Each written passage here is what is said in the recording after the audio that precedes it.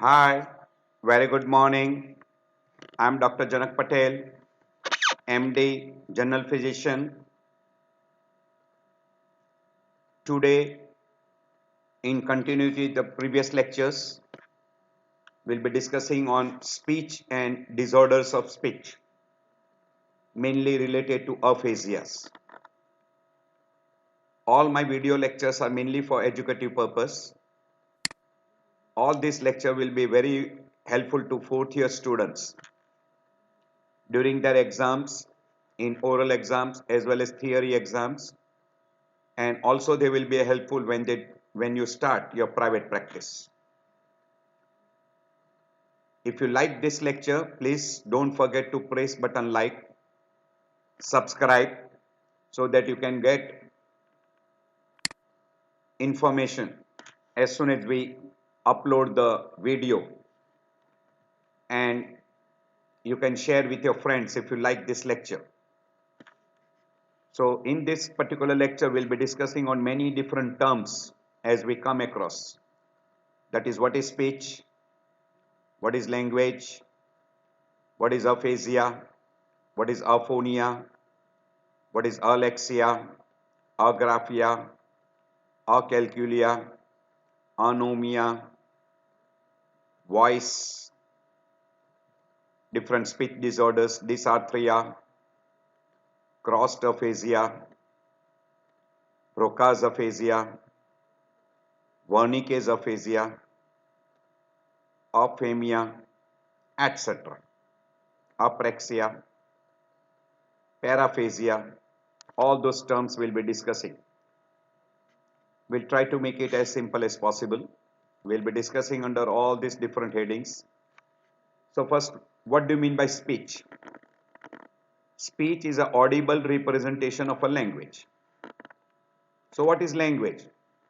Language is a message that is contained in a speech. So speech is a motor act of communicating by articulating verbal expression. So you create a sound, and by which you are expressing the communication to another person. That is, we call speech. And in that speech, it contains the message. So language is a knowledge of symbol system used to interpersonal communication, which will include grammar, phrases, etc. So speech is just a mode of production of a sound, and in a speech we include language. We use language. So language will contain little amount of symbols, then phrases, grammar, all those will be together, and that will contain a message to a person to whom you are speaking. So it is a means of communication. You express something. What you express your thoughts, ideas by means of a sound. And there may be another method of communication is we call written speech. That is by means of reading.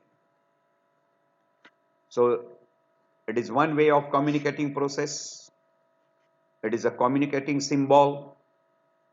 You can use signals, etc. So exchange of idea, information, thoughts, feeling between a sender and a receiver, we call that as a speech. So in this process, a person use speech or a language, but without a sound also, person can communicate with another person by gesture or by means of posture or by means of eye contact or facial expression or movement of the body or movement of the head or movement of the part of the body. So language plus speech becomes spoken language. Very easy. Language is expressed through speech,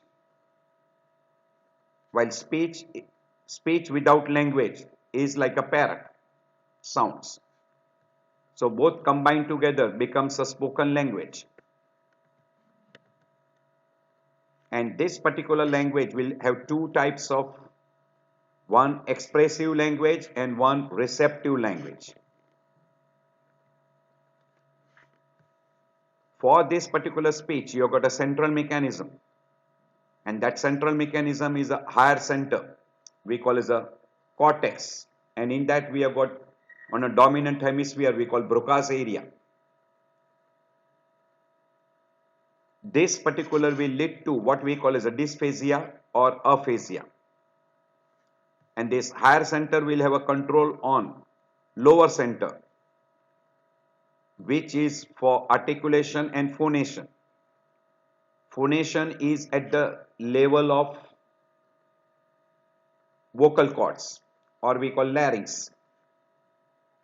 And that larynx movement is controlled by vagus nerve, recurrent laryngeal nerve, which supplies the muscles of larynx, and that produces a sound. And this sound is articulated by different muscles of our face, pharynx, buccinator, lips, tongue, soft palate. All those muscles, they articulate, and if there is a disturbances in articulation, we call that as a dysarthria or anarthria. And if there is a disturbances in production of a sound at the level of larynx, we use the word dysphonia or aphonia. Aphonia means total absence of sound. Dysphonia means different character of the sound. That will be dysphonia. Same way, dysarthria and anarthria. Anarthria means difficulty in articulation, and total absence of articulation, anarthria. Same way, aphasia and dysphasia words are being utilized. Now this is a process of speech, very easy to understand. Now say in a newborn, we usually speak to them. So they get a signal of hearing, means they get a auditory signal, and that auditory signal will just go to the auditory area, but the child will not understand what we are communicating. So over a period of time, now once the child starts growing, he starts understanding, and that is by two processes, one by visual and by auditory. He will start understanding, and then there will be a thought process, word processing, and now he'll start producing some sounds, and we try to correct those sounds by repeatedly teaching him, and then he will start articulating, and now speech will be produced. So if there is any disturbances at the level of hearing, like deafness, person will not be able to do any one of these processes. That is understanding, thought process, voice production, articulation. This will not be produced. Hence, person will be deaf and dumb. Now, if there is any damage to the cerebral cortex, which is doing the process of understanding, thought and word processing, and that is being done by cerebral cortical areas, different areas, then you get aphasia. But if there is any disturbances at the level of vocal cord, voice production, then we call that the dysphonia. And if there is any disturbances at the level of articulation, that is peripheral muscles, which is controlled by different cranial nerves, that will produce dysarthria. And in aphasia, you can have motor aphasia, sensory aphasia. So, little idea regarding a different speech area. Speech and ability to understand or express oneself by spoken or written words. And for this, the area involved is BROCAS area, WERNIKES area, which are a major area. BROCAS area is a motor speech area. WERNIKES area is a sensory speech area. And it is associated with visual area, auditory association area, we call accessory areas. So if you look here, this is a motor area, which we call as a BROCAS area. And at the end of what we call as little below the lateral sulcus, close to the angular gyrus, this is a Wernicke's area. This is Wernicke's area. And this Wernicke's area is a sensory speech area. And this nearby area, that is little bit in parietal lobe, little in temporal lobe, in those area we have got visual and auditory associated area. So visual area will be here and auditory associated area will be here, and there will be connection between Wernicke's area and BROCAS area. This is called arcuate fascicles. Arcuate fascicles. And if you get damage to this particular, you will have a communicating speech disturbances. So BROCAS area is located in the inferior frontal gyrus. Area is called 44. It includes two motor area, which is for control of broken speech and written speech. So it contains two motor area, and that area is called 44 area. The function of that area is motor part of speech, sentence formations and connections. Information received from Wernicke's area, it sends to the motor cortex, and then motor cortex will now produce a speech, and that will, we usually use the word motor speech or speech. And if you get a lesion, then we call motor aphasia or we call non-fluent aphasia, or we also use the word BROCAS aphasia, inability to express oneself by a spoken speech.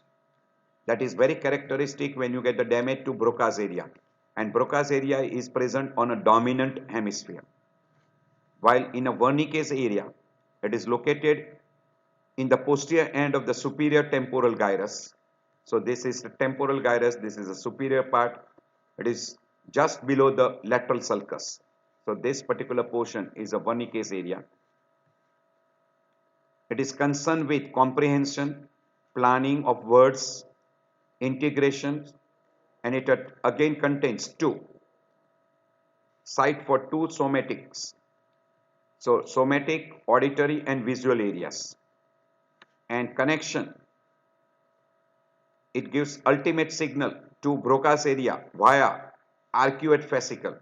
So whatever comprehension etc. it does, it will send that input to the BROCAS area, and BROCAS area will give an input to motor area, and then person will have speech. So if you get the damage to that, person will have sensory or fluent aphasia, or we call Wernicke's aphasia, in which person will have a fluent speech, but the matter, what we call is a comprehensive matter, will not be available. We'll be going in detail in further slides. So BROCAS area is 45 and 44, 44 and 45. Wernicke's area is 22. Primary motor area is called 4. Primary motor area is called 4. Parieto-temporo-occipital association area is called 39. And visual area is 17, 18 and 19. Visual area. Now, this is one good way of explaining how exactly person gets speech. So whenever someone is speaking, producing some sound, is using language, he is speaking. So that particular sound is conducted through external auditory canal, tympanic membrane, and it is received to cerebral cortex in the form of electrical signals. So it goes to what we call as a primary auditory area, which is present in a temporal lobe. Now this primary auditory area is connected to Wernicke's speech area. So it gives all the information to Wernicke's speech area. This Wernicke's speech area is we call area for sensory area for speech. So it will comprehend with the help of associated area, and that associated area is situated in occipital lobe, temporal lobe, and little bit in a parietal lobe. So it will comprehend all those things, and now it will send an input to Broca's area. This Broca's area will now give an input to primary motor cortex area. Now this primary motor cortex area is receiving an input from a Broca's area, as well as it will now send an output this to brainstem. And in a brainstem we have got two structures. One, larynx, which is controlled by vagus nerve by supplying a recurrent laryngeal nerve to muscles of larynx, which will produce sound, as well as it will also send an input to all the different cranial nerves which will be taking part in articulations. So we'll be showing you that this will be motor part. Broca's area is a motor part. Wernicke's area is a sensory speech area. Now this particular motor area is supplied by middle cerebral artery branch, we call inferior branch of middle cerebral artery, while sensory area is supplied by superior branch of middle cerebral artery. Now cerebellum is also giving an input, because Broca's area gives an input also to cerebellum, to frontal lobe. So cerebellum will help in maintaining the tone via working. Also it will give an input to primary motor area, and it will be maintaining tone. So tone in different muscle will be maintained by cerebellum, by basal ganglia, etc. So cerebellum and basal ganglia will take part in maintenance of tone in different muscles which are taking part in articulation, and that articulation will be done by 9th, 10th, 7th, 12th cranial nerve, etc. All this will take part, and that is in a spinal cord.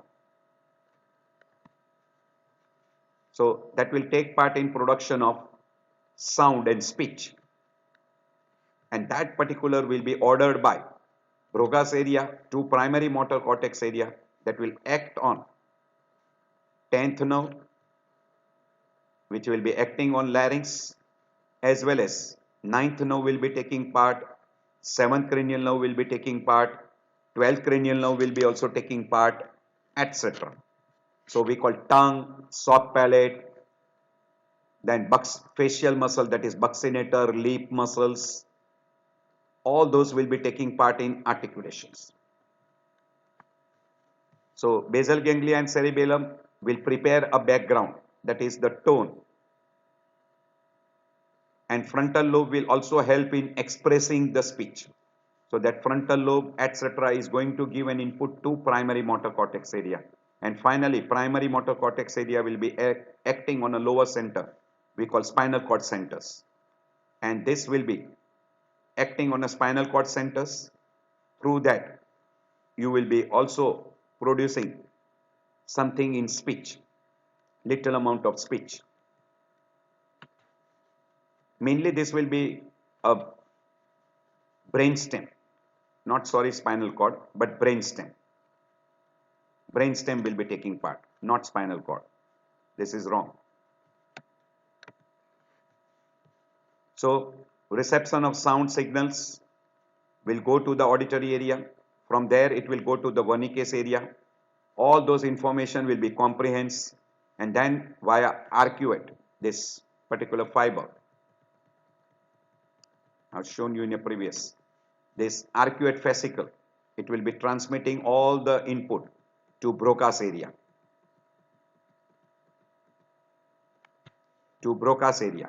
And that Broca's area activation, and then it will give an input to motor cortex area, which will be acting on brainstem nucleus, which will be finally acting on the articulating muscles. So this already we have shown you. So speech transmission, Wernicke's speech area, BROCAS area, primary motor cortex area, brainstem, which will be acting on a larynx, and then also on all the cranial nerves which is taking part in articulations. So Broca's area is also connected to cerebellum, frontal lobe and basal ganglia. This will be all the cranial nerves which will be taking part. Also partly spinal cord will be taking part in written speech. So visual input, auditory input, this is for reading purpose. Visual input with sound will be transmitted to occipital lobe, and from occipital lobe it will be connected to visual associated cortex, and that is connected to Wernicke's area, and then Wernicke's area will give an input to Broca's speech area, and that is how you start written speech. So basically auditory area is the first part which will be receiving the sound signals. It will be transmitting all to that Wernicke's area. Wernicke's area will comprehend this and it will give an input to the Broca's area. Broca's area will give an input to the motor cortex area. That motor cortex area will now be acting on a segmental neurons, what we call as neurons which are present in the basal ganglia, and through that it will produce sound, and also there will be articulation and you will have a speech. While frontal lobe will take part in thought process, ideas, etc. So that is an executive system which will be sending an input to the associated area, that is temporoparietal area, which will be communicating with the Wernicke's area. So it will utilize words, grammar, etc. And that input will be given to Broca's area, and Broca's area will now give an input to the primary motor cortex area, and you will have a language utilization in a speech.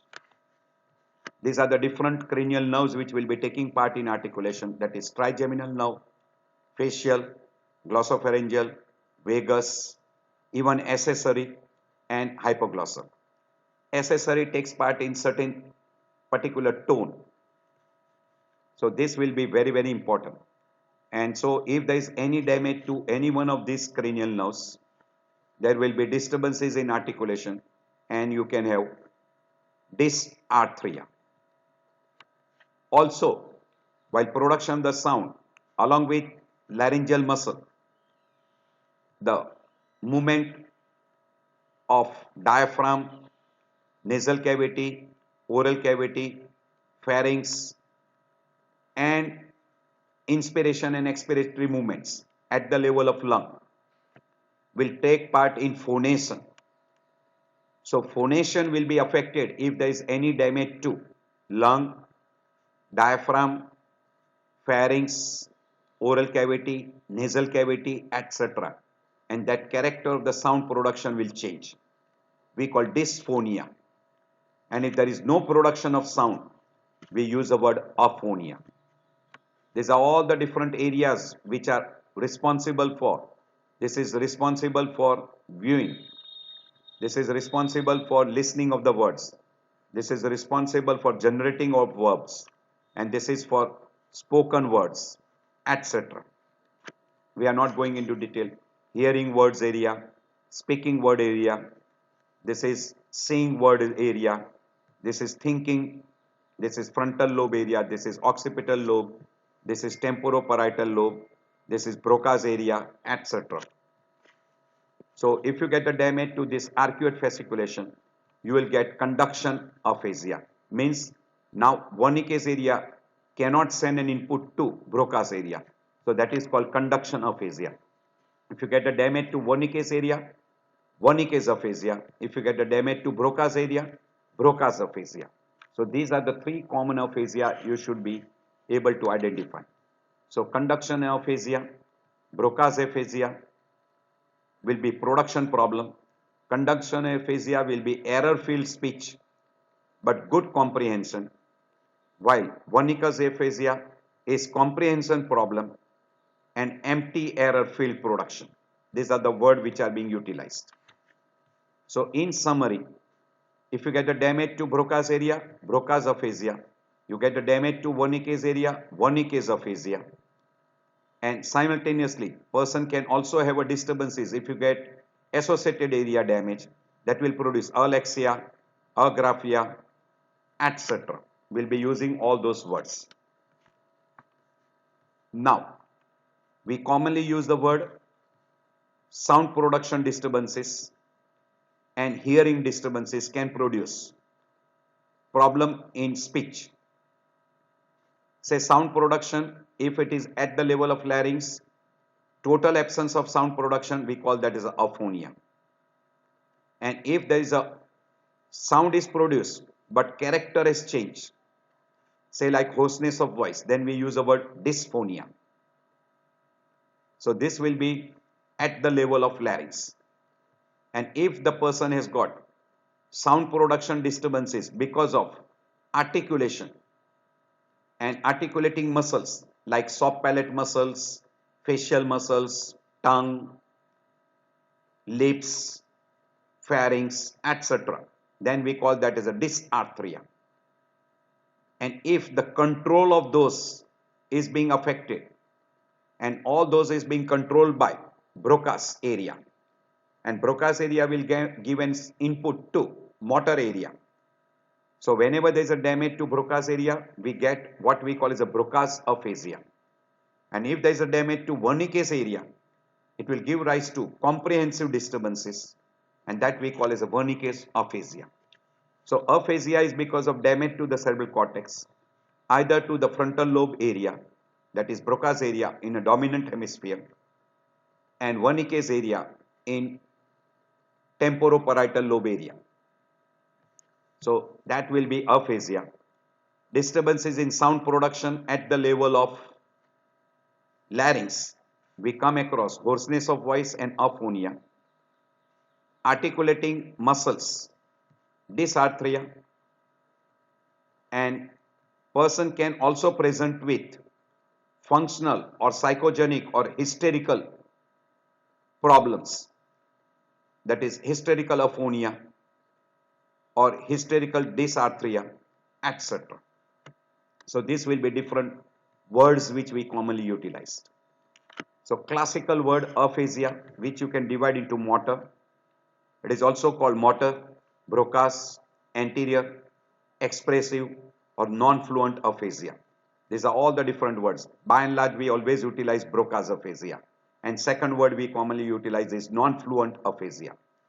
While if there is a damage to Wernicke's area, then we call sensory aphasia, Wernicke's aphasia, posterior aphasia, or receptive aphasia, or fluent aphasia. And when both are affected together, we call global or total aphasia. And if arcuate fascicle is being affected, we call that as conductive aphasia. So non-fluent, fluent, and others, that is global aphasia and cross aphasia, non-mixed variety, subcortical, etc. I'm not going to discuss regarding this. We'll be talking of only three: non-fluent, fluent, and global aphasia, and partly little bit regarding a conductive aphasia.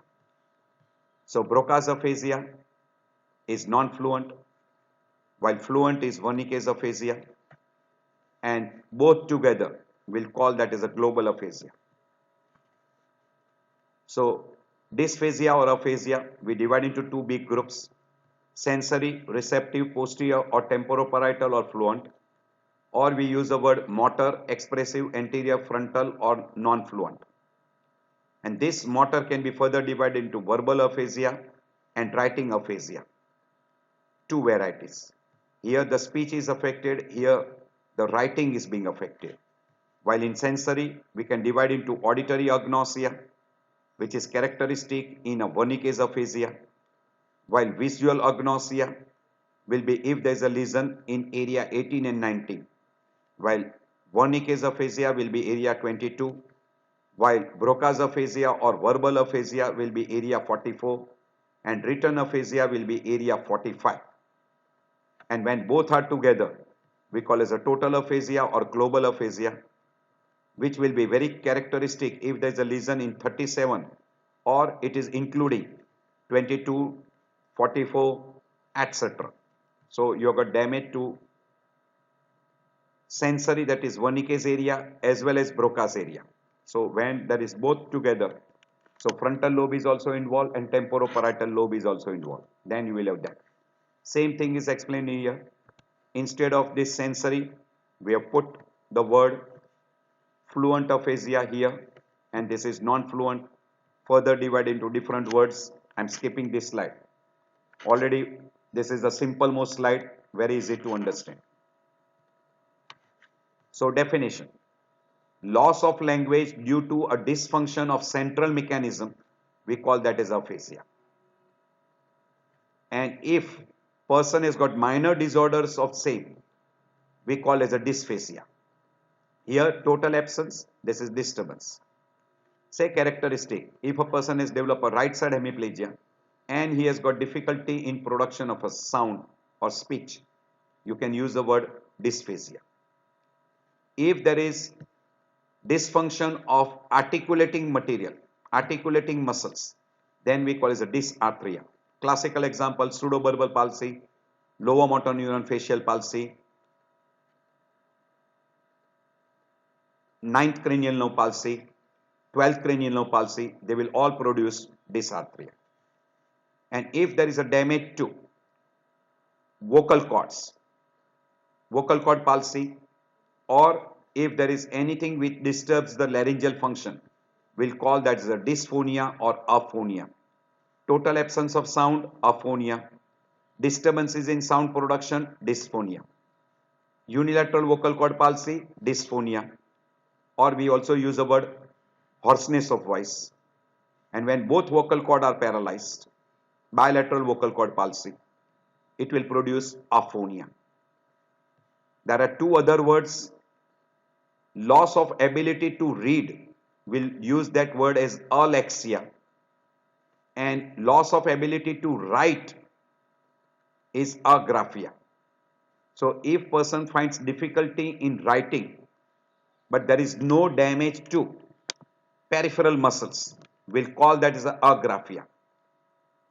While the vision is not affected and person is not able to read, he can see but he cannot read, we call as alexia. Do remember all this word: aphasia, dysphasia, dysarthria, dysphonia, aphonia, alexia, agraphia. These are some of the words. Once in a while you will see some person and they can be asked in your oral exams. What deafness means? Difficulty in understanding. See here, difficulty in understanding word, person is able to listen to that sound but he cannot interpret. So difficulty in understanding the meaning of the word what he is hearing. While if he is not able to understand what he is reading, meaning the word seen, that we'll call as a word blindness. There is one word called as bradylalia, slowness of speech, very frequently seen in hypothyroidism and also in case of Parkinsonism. Echolalia is classical example, like a parrot who repeats the word. Repetition of examiner's words, we call as a echolalia. Palilalia means repetition of terminal words of own speech. He repeats the same terminal part of the speech. And paraphasia is simple syllabic words are missing and are replaced by substitutional so that desired response is only approximated. This is, say, like grass is green, grass is blue. Incorrect word, incorrect letters. So that way a person uses a neologism, that is grass is grums. This is called paraphasia. We don't go into that much detail. Just if you remember this, more than enough. Alexia, agraphia, dysphonia, dysarthria, aphasia, etc. More than enough. There is one condition we call Justman syndrome, which is due to the damage to the dominant hemisphere, parietal lobe. You come across alexia, agraphia. Person is not able to differentiate between right and left. We call disorientation of right and left, acalculia, and even finger identification, finger agnosia. So alexia, agraphia, acalculia, and finger agnosia. If all these things are together, this is usually all associated areas to Wernicke's. That will result into Justman syndrome, classical. So aphonia is total absence of sound at the level of larynx. Dysphonia means disturbed sound, particularly if there is a unilateral vocal cord palsy, we call it hoarseness of voice. Dysarthria means difficulty in articulation.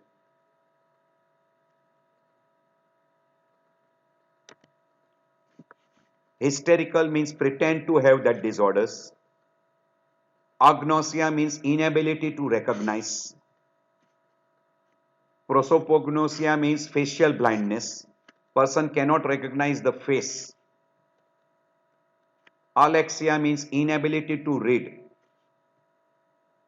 And agraphia and acalculia is inability to have a graphical recordings. Graphical, he cannot draw triangle, square, etc. We call agraphia. And if he cannot calculate 2 plus 2, multiplication, plus, minus, those, we call inability to write. That will be including agraphia, acalculia. Anomia means inability to name the objects, familiar objects and familiar person, or we also use the word nominal aphasia, naming the objects. And paraphasia is partial aphasia. And aphamia includes one word common for BROCAS or motor or non-fluent aphasia. So these are the few of the things very frequently you should be aware of all these terms. So agnosia means person will have disorders of recognizing some sensory modalities like visual, auditory or tactile. He cannot recognize object, picture, faces, color, etc. So if he cannot recognize color and picture, we call visual agnosia, sound, auditory agnosia, and tactile agnosia. So if he is not able to identify the objects when it is put in the palm, we call astereognosis. That will be different terms which will be utilized. This is prosopagnosia, inability to recognize the face. He will say that I remember but I cannot. So faces or objects person is not able to recognize because he cannot collect that from face memory. So face memory will be affected.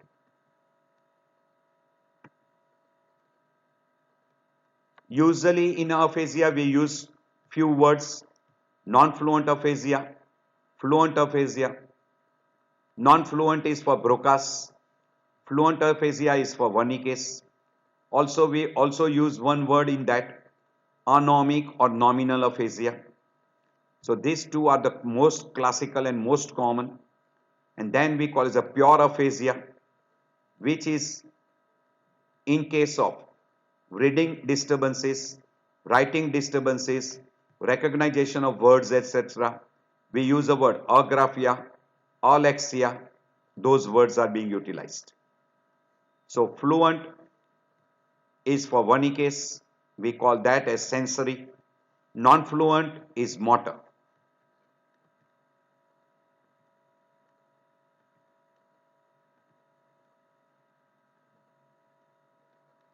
So agnosia, acalculia will be a part of a pure aphasias.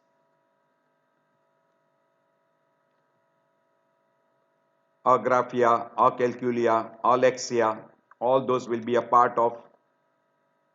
Also you can use the word aphamia. and paraphasia. That will be a part of BROCAS. And you can have one another very odd term called cross aphasia. Will not be going. Two common words which are utilized: expressive and receptive. Expressive aphasia is BROCAS aphasia, Wernicke's aphasia, nominal and total, or we call global. While receptive part of that. So either expressive part or receptive part is being affected. BROCAS area, when it is damaged, you come across non-fluent or BROCAS aphasia.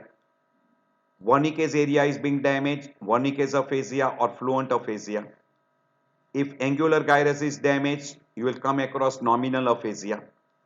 And when both are damaged, that is BROCAS and Wernicke's area is damaged, you will come across total aphasia or global aphasia, where you will have a damage to speech area as well as damage to Wernicke's area, widespread damage to all those areas.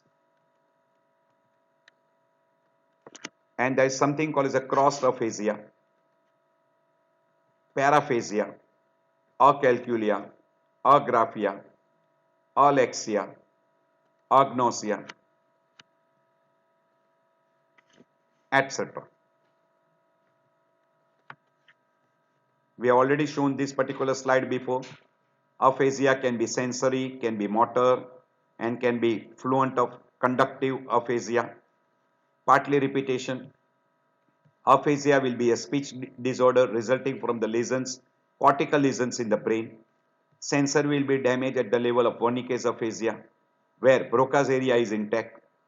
Here the person will have a defect in comprehension.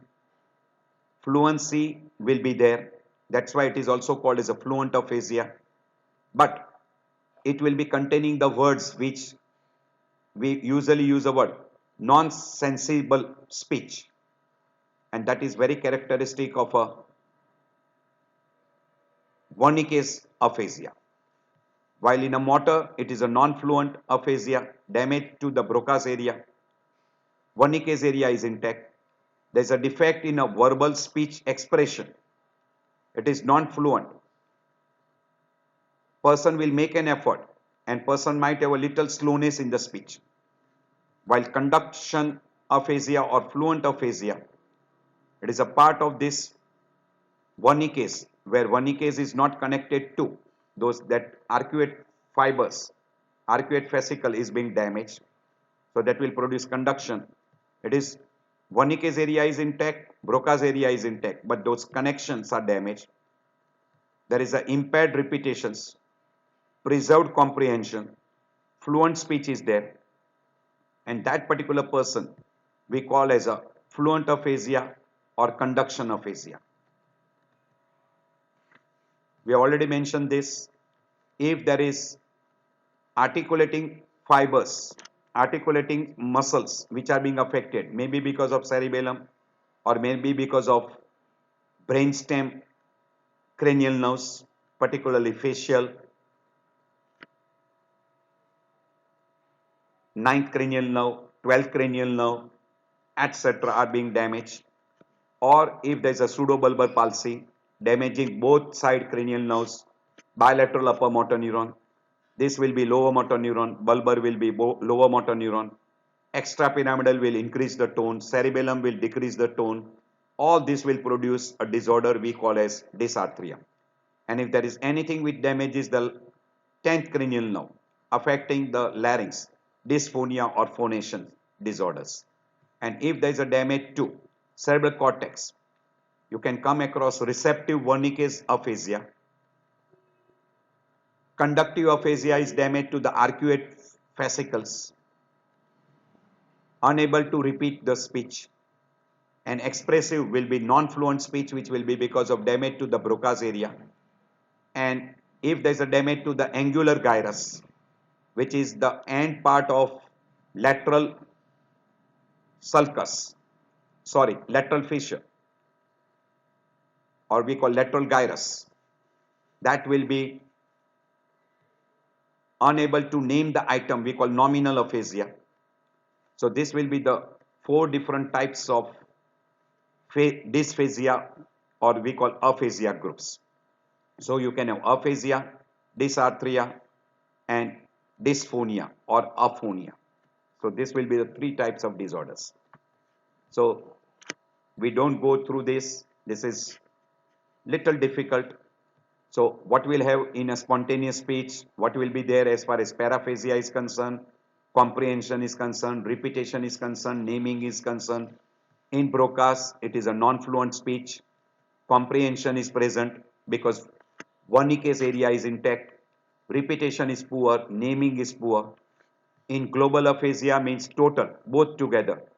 So all this comprehension, repetition and naming will be affected more. It will be a non-fluent speech. In Wernicke's, it will be a fluent speech. Comprehension will be more affected, repetition will be affected, naming will be affected. In a conduction, it will be a fluent speech. Comprehension is preserved because Wernicke's area is preserved, while repetition and naming will be poor. And if angular gyrus is affected, speech is fluent, comprehension is good, repetition is good, but only what will be affected will be naming of the objects, person, etc. So this is a summary of all those. Here writing will be affected, paraphasia, Wernicke's aphasia, paraphasia will be preserved. In BROCAS, in global it will be affected. Transcortical also it will be preserved. Here it will be preserved. Here also it will be preserved. So indirectly in global and Wernicke's, paraphasia, comprehension will be affected. Naming will be preserved in all except in anomic, and also it will be affected partly in BROCAS and global. I'll skip these slides. So classical nominal aphasia means person cannot find the words and name the objects. That will be classical. Suppose if you show a familiar object, person will say that for what purpose it is being used, but he will not be able to answer the name of that object. Say you show a ball pen. He'll say this is used for writing, but he'll not be able to name that it is ball pen. A simple example. Say if you show this, he'll say that this is used for what purpose, but he'll not be able to say that this is anchor. So that is called nominal aphasia or anomic aphasia. Then there is called as a jargons aphasia or Wernicke's aphasia or sensory aphasia or posterior aphasia, etc. or fluent aphasia. Person will have a fluent speech, but there will be lot of neologism, newer words, or sometimes we use the word nonsense speech, speech which does not contain a proper material. Person is able to speak fluently, but it does not contain proper speech. So that is characteristics of Wernicke's aphasia. There will be no hemiplegia. So speech will be fluent, but naming will be impaired, bizarre. Comprehension will be impaired, repetition will be impaired, reading will be impaired, and there will be neologism and wrong words, wrong alphabets, etc. will be utilized. While in a BROCAS aphasia, it will be non-fluent, it will contain a proper words, person will make an attempt, but it will be little slower. So that is a characteristic of BROCAS. Person wants to express, person wants to speak, but he is not able to produce that. And that is classical of BROCAS aphasia. And in that BROCAS, invariably person will have hemiplegia affecting the dominant hemisphere. Means by and large, we call as a, if a right-handed person, right hemiplegia, left hemisphere is dominant. And there will be a crossed aphasia also. So that is characteristic of BROCAS. I am not going into detail. And in global, mixture of both. So severe impairment of all modalities, speaking, listening, reading, writing, etc. all are affected. So BROCAS aphasia, Wernicke's aphasia, anomic aphasia, global aphasia, etc. The common things which you should be aware of it. The etiology of this, one can be congenital or acquired. Among acquired, a brain damage, and in a brain damage, infection, trauma, tumor, vascular, and in vascular, thrombosis, thromboembolism, intracranial hemorrhage. Even hydrocephalus can have damage to the brain and can produce aphasia. When there is a damage to the brainstem, you know that brainstem is concerned with articulating objects. So that will produce dysarthria. And the disease which produce damage to the brainstem like poliomyelitis, motor neuron disease, Guillain-Barré syndromes, traumatic injury, tumors, or even vascular like thrombosis, thromboembolism, intracranial hemorrhage, and particularly in a brainstem, it will be a vertebrobasilar territory. And it will produce aphonia and dysarthria. While a selective damage to the larynx can be because of functional, organic, or neurogenic, and that will produce aphonia, dysphonia, or hoarseness of voice. This is one slide shows you all the different disease and what clinical picture. Brainstem damage, aphonia, dysarthria. While brain damage, that is cortex, aphasia. Different type of aphasia. Motor aphasia, sensory aphasia, conductive aphasia, nominal aphasia, or BROCAS aphasia, WERNIKES aphasia, or conductive aphasia, nominal aphasia. Those. And whenever there is something which damages the larynx, can be because of functional, organic, or neurogenic, and that will produce aphonia, dysphonia, or hoarseness of voice. Or you can also have disturbances of cerebellum, basal ganglia, myasthenia gravis, or psychogenic. But all these conditions will again have disturbances in production of the sound and disturbances in articulations. And that will be secondary due to cerebellum, basal ganglia, also in case of myasthenia gravis, and once in a while psychogenic. So common condition which will produce brain damage, that is stroke, tumor, infection, dementia, head injury, etc. As far as the phonation is concerned, functional disorders, classical example, hysterical.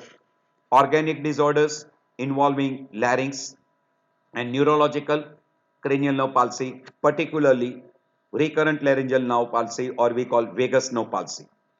In these laryngeal disorders like laryngitis, laryngeal tumors, we call edema, diphtheria, etc. Those will produce phonation problems. So you can have functional aphonia, dysphonia, nodules, traumatic injury. Among organic causes, laryngitis, which can be bacterial, viral, carcinoma, leukoplakia, papilloma, granuloma, GERD laryngitis, etc. There are many more.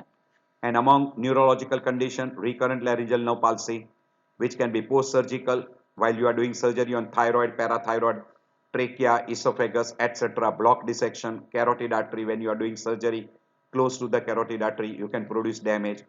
Or it can be because of left atrial enlargement, we call Ortner syndrome, or also because of a bronchogenic carcinoma involving left recurrent laryngeal nerve in a thorax, we call superior mediastinum. This will be neurological, producing disorders. Also, you can have aphonia, secondary due to Guillain-Barré, poliomyelitis, motor neuron disease, diphtheria, medullary damage, and also we call hysterical, which is ideally not a damage. We put them into functional group. So this will be all the different conditions which will produce peripheral symptoms and signs.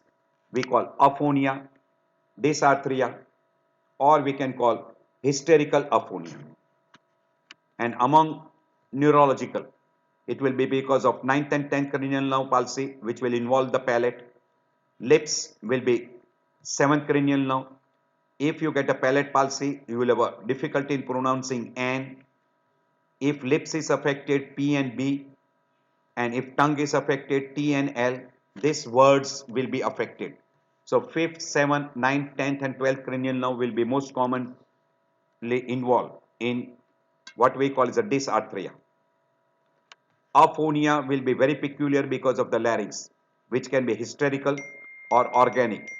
And we have already mentioned in organic, bilateral vocal cord palsy, disease of larynx, paralysis of respiratory muscles, spastic dysphonia, which will be characteristic in case of a Parkinsonism, or can be because of the spasm of the glottis, say in case of tetanus, tetany, etc. So aphonia can be neurogenic, no sound at the larynx, can be because of aspiration of some objects and you get a spasm of the larynx, or can be in hysterical. And if you ask the person to open the mouth and show the tongue, so person will be producing a sound ah, and that will be the thing which will help you to differentiate between true aphonia and hysterical aphonia. Or ask the person to breathe or cough, the sound will be produced. That will be typical in case of a hysterical aphonia. Dysphonia will be because of the involvement of the larynx. Dysarthria will be because of lower motor neuron or upper motor neuron paralysis. Lower motor neuron will be because of the damage of the cranial nerve nucleus and cranial nerve palsy. That is 5th, 7th, 9th, 10th and 12th. While upper motor neuron will be in case of a hemiplegia or pseudobulbar palsy, which is a bilateral upper motor neuron, or in case of extrapyramidal, classical example in Parkinsonism we call staccato speech or monotonous speech. In case of chorea or myoclonus, hiccup speech. In cerebellar disorders, we'll come across what we call as scanning speech or cerebellar dysarthria, or it is also described as staccato speech. This will be the different type of speech disorders. So I'm skipping over this. Upper motor neuron, lower motor neuron palsy.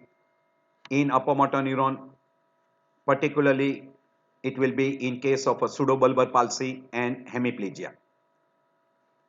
In basal ganglia, it will be because of increased tone. In cerebellum, it will be because of decreased tone, alteration in tone. While lower motor will be very commonly 5th, 7th, 9th, 10th, 11th and 12th, which can be involved because of the damage in the brainstem or outside the brainstem. So this will be all different types of disease which can involve the cranial nerves, like stroke, we call as upper motor neuron and lower motor neuron palsy, cerebral palsy. This is amyotrophic lateral sclerosis, tumors, trauma, multiple sclerosis, Wilson disease, myasthenia gravis, Bell's palsy, Guillain-Barré syndrome. These are the disorders and what it can lead to. Upper motor neuron, lower motor neuron, etc. is being mentioned. As far as the management part is concerned, treatment of the treatable cause, whichever is a treatable cause, you can go for the treatment. And then best is a speech therapy that will help in improving the quality of speech and person will be able to communicate. There are very few medical treatment which are available, and surgical treatment will be only if there is a treatable cause by surgery, say like tumors, vascular pathophysiology, etc. can be treated by surgery. So I end my lecture here. If you find this lecture is helpful to you, you can share with your friends. If you like this, please don't forget to press button like.